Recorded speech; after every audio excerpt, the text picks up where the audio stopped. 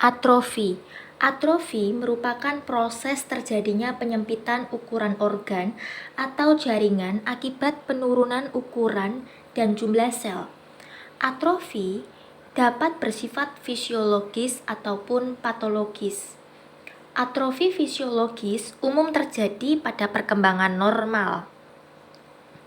Beberapa struktur embrio seperti saluran notochord dan tiroglosal mengalami atrofi selama perkembangan janin.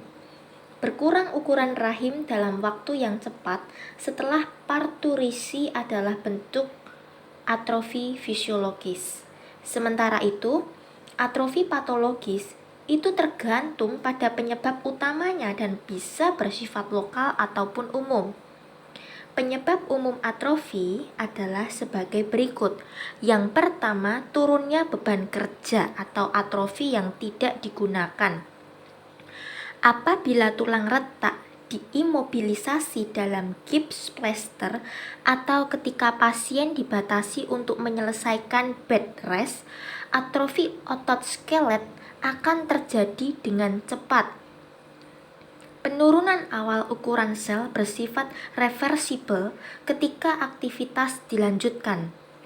Dengan penggunaan yang tidak terlalu lama, serat otot skelet berkurang jumlahnya atau karena apoptosis dan ukuran.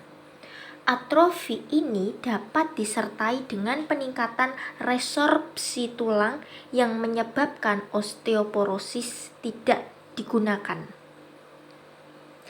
Yang kedua, hilangnya persarafan atau denervasi atrofi.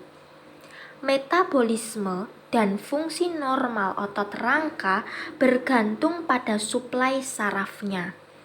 Kerusakan pada saraf menyebabkan atrofi serat otot dipasok oleh saraf ini. Yang ketiga, pasokan darah berkurang. Penurunan suplai darah atau iskemia ke jaringan sebagai akibat dari perkembangan penyakit oklusi arteri mengakibatkan atrofi jaringan.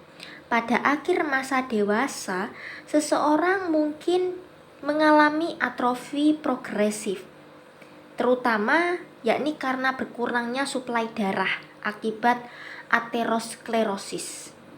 Inilah yang disebut atrofi pikun dan juga mempengaruhi hati. Yang keempat, nutrisi yang tidak adekuat. Malnutrisi protein kalori yang sangat buruk atau marasmus dikaitkan dengan penggunaan otot rangka sebagai sumber energi setelah cadangan lain habis.